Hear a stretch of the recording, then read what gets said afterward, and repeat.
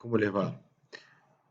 Nos encontramos en el cuarto video de desarrollo teórico, de análisis y reflexiones teóricas de nuestra materia, ¿no? Aún estamos en la unidad 1 eh, y en la clase anterior, en el video anterior, en realidad habíamos reflexionado acerca de las prácticas sociales modificadas por las tecnologías.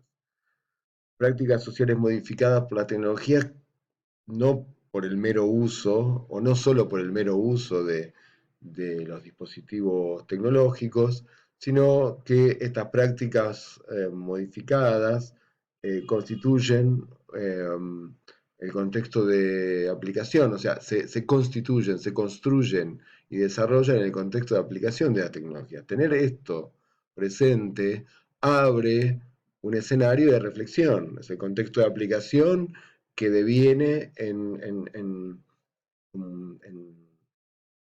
articulación con el contexto de desarrollo y con el contexto de justificación.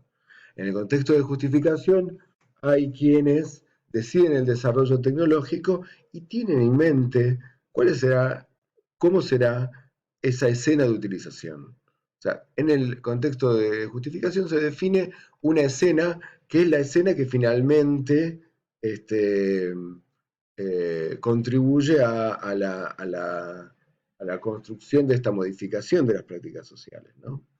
Es cierto que, como vamos a ver en las clases online, y como ustedes van a leer en sus, en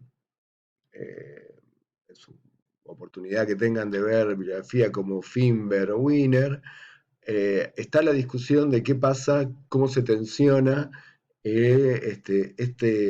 estas condiciones propuestas en el contexto de aplicación desde los propios ciudadanos, desde las propias personas. O sea, si somos meros eh, bloques que se acomodan como en el juego ese que todavía sigue vigente, el Tetris, que se van acomodando a los lugares que nos dejan los desarrolladores, o hay parte del movimiento propio que hace la ciudadanía. Bueno, el parte del movimiento propio, la hipótesis de la parte del movimiento propio, es una de las hipótesis de Finberg, que es un autor que vimos la vez pasada, y que deposita gran parte de esta posibilidad en las instituciones educativas que tienen que visibilizar esta posibilidad, ¿no? Que tienen que visibilizar que efectivamente este, existe una posibilidad de hacer algo con estas tecnologías, sino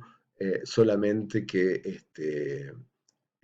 vale utilizarla como lo usan o como lo hacen todos. De hecho, hoy mismo salió en página 12 un, un artículo, un chiste de Rep respecto a lo que él habla, que justo menciona la naturalización, ¿no? Que dentro de todas las cuestiones que vimos la vez pasada, es parte de lo que toma justo en ese lugar, en un sentido entre gracioso y casi te diría cotidiano, ¿no? O sea, no demasiado teórico, pero está bien para lo que venimos usando.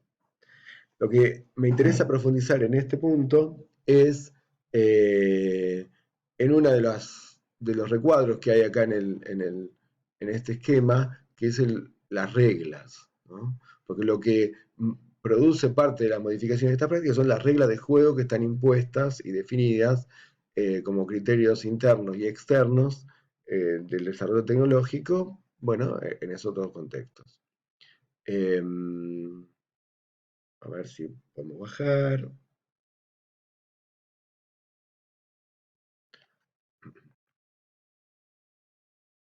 Ahí tenemos.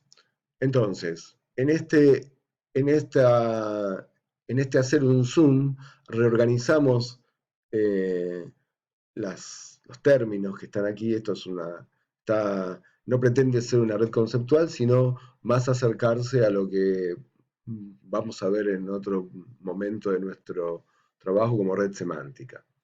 Veamos que hay reglas implícitas y explícitas debajo del centro. O sea, hay reglas que se notan, como por ejemplo te piden usuario y contraseña, o reglas que te validan si sos o no sos un robot, por ejemplo, o reglas explícitas que vos te das cuenta, que son las opciones que vos tenés en determinada interfase para utilizar o no utilizar. Este, pero bueno, hay algunas implícitas que, bueno, uno se da cuenta, ¿no? O sea, implícitas serían, por ejemplo, este mismo programa que yo utilizo para grabar tiene una versión Pro.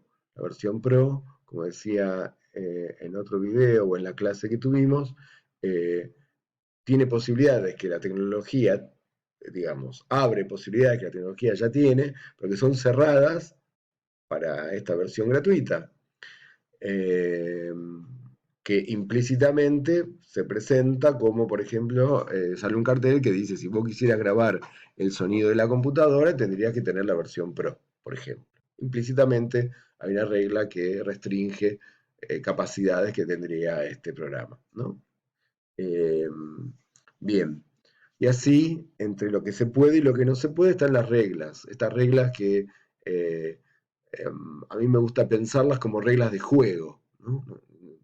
Los términos y condiciones que uno lee son reglas que están entre explícitas porque están escritas, pero son más bien implícitas porque están con un diseño que no favorece explícitamente que nosotros lo leamos. Bueno, en esta cuestión me parece interesante, retomando lo que decía Finber, que pensemos en qué pasa con estas reglas. Hay que visibilizarlas. Pensar en reglas de juego, pensar en reglas de juego, eh, creo que es una categoría que remite a otros escenarios y que permite enriquecer la reflexión respecto a esto. Y si uno piensa en reglas de juego o en reglas, puede pensar en derechos, ¿no? Puede pensar directamente en que los derechos son una forma, o sea, no solamente nosotros pensamos, sino muchos juristas y filósofos del derecho han pensado justamente los derechos y obligaciones, las leyes en particular, como reglas de juego social.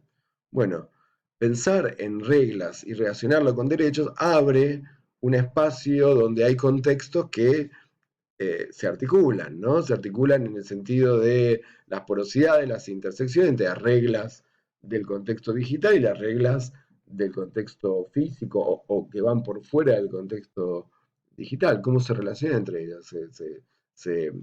¿Son compatibles? ¿No son compatibles? ¿Cuáles son? ¿Cuáles no? ¿Y cómo se resuelve la incompatibilidad?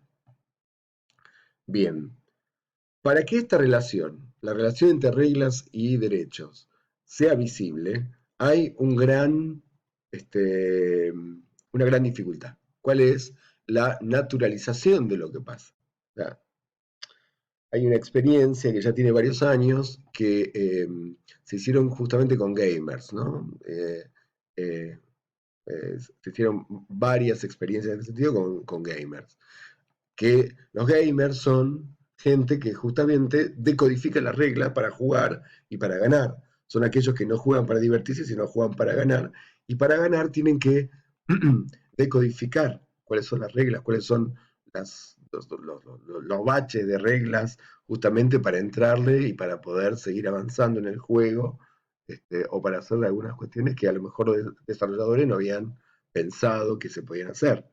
Bien, en ese sentido, esa experiencia con los gamers, nuevamente un grupo especialmente entrenado en identificar reglas, les pidió que pensaran en las reglas de interfaces que utilizaban frecuentemente. Bueno, no pudieron eh, profundizar en estas reglas porque las reglas estaban dentro de los juegos, no fuera. Había otra vez una capa de naturalización que también en este caso se aplicaba, ¿no? Entonces, ¿cuál es?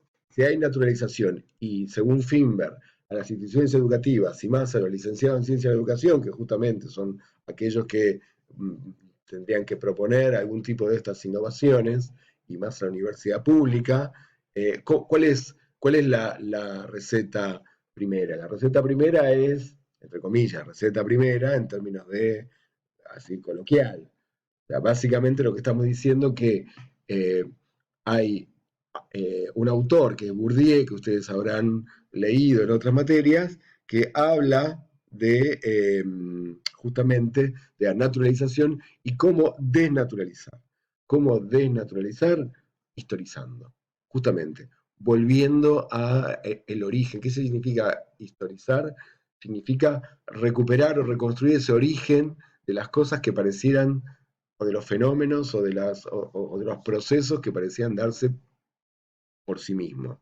No se dan por sí mismos, no es que uno utiliza tecnología por sí misma, se dan por justamente el contexto de justificación, sus reglas, sus criterios internos, externos. Claro que para que esto ocurra hay la naturalización, está anclada o está apalancada, si se quiere pensar, por la comodidad que ofrece la tecnología. ¿Qué pensar tanto en reglas si es cómodo, si me facilita? Bueno, igualmente, esta situación de comodidad, nada, lo charlábamos la vez pasada, es la misma que retoma Bradbury en Fahrenheit, con la gente sentada todo el día mirando la tele. Bueno, esta cuestión de lo que dice Bill Benny, que es otro autor que he mencionado en nuestro programa, él habla de alogia, ¿no? Alogia de no pensar, que está relacionado con esto, ¿no? Eh, o anestesia, ¿no? El da 3A eh, y el otro es apraxia, no hacer nada. Bueno, Wiener es en ese sentido una persona que no se va a hacer nada, que no hay mucho para hacer, que las tecnologías tienen política y es un juego de poder, punto. Y Finber es más optimista en ese sentido. Y en ese sentido me parece que se articula con nuestra publicación de cátedra de contextualización de las tecnologías. Contextualizar las reglas implica, en términos de Schuster, justamente historizar. Y la contextualización como propuesta surge para crear las condiciones para la intervención ciudadana, ¿no? Darse cuenta. Y no van a ser las pantallas las que van a contextualizar sus reglas.